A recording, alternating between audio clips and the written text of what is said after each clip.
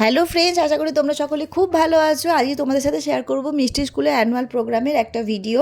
মিষ্টি ভেন্যুতে পৌঁছে গেছে, এটা ছিল তার ফার্স্ট পারফরমেন্স লুক। অন্যান্য পারফরমেন্সের জন্য অন্যরা সকলে তখন মেকআপ করছে, আর এরা প্রত্যেকেই ফার্স্ট পারফরমেন্সটা করবে। আর এটা ছিল স্টেজ, অসাধারণ ডেকোরেশন। ইনি হচ্ছেন মিষ্টি স্কুলের ডান্স টিচার, যার পরিকল্পনার জন্য পুরো প্রোগ্রামটা সাজানো হয়েছিল। আর এই আন্টিদের কাছে মিষ্টি খুব আদরের স্কুলে থাকে।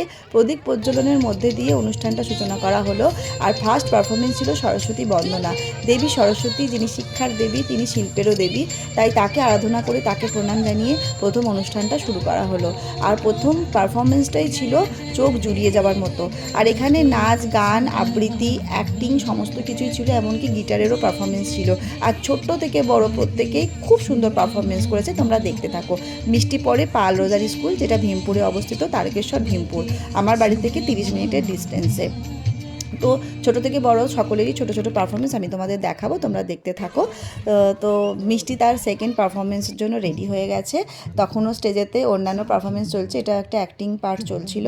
তো মিষ্টিকে সেই ফাঁকে আমি একটুখানি খাইয়ে দিই, ও পোলাও আর পনির একটুখানি খেয়ে নিল। এবার তোমাদেরকে দেখাই ছোট ছোট কিছু পারফরমেন্স। দেখো এখানে তখন গান চলছে, আর অডিয়েন্স দেখো প্রচণ্ড ভিড় হয়েছিল। প্রোগ্রামটা হচ্ছিল তারকেশ্বর বাস স্ট্যান্ডে। আর যখন অনুষ্ঠানে আমাদের দেশকে রিপ্রেজেন্ট করে কিছু হয় না, তখন সত্যি সেটা খুব প্রাউড মুভমেন্ট হয়। আর আমরা এখানে সিরিয়াসলি নস্টালজিক হয়ে যাচ্ছিলো। মিষ্টি তার বন্ধুদের সাথে একটু খেলা করছিল।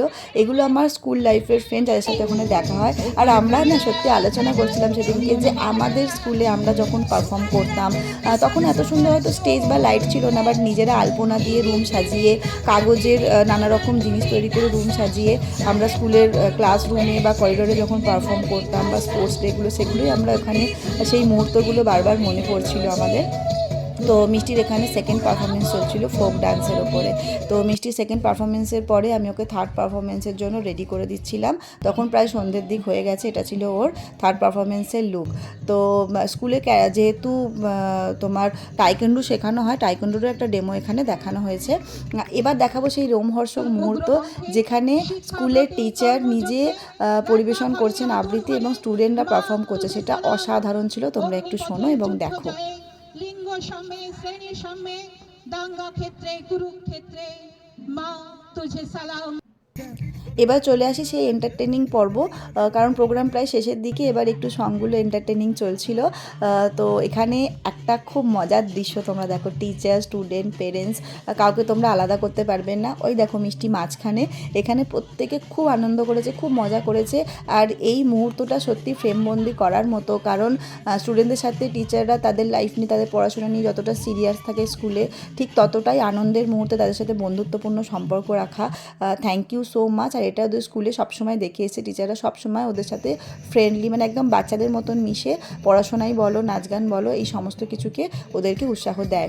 তো স্কুলে সব রকম পারফরমেন্স হয়েছে, folk, Gujarati, western, classical, semi classical, সব কিছুই হয়েছে, তোমরা দেখতেই পাচ্ছ। আর এটা ছিল একটা ম্যাশ আপ পারফরমেন্স, যেটা অনেকগুলো, মানে সকল স্টুডেন্টরা মিলে করেছিল একসাথে, এবং অনেকগুলো সং একসাথে।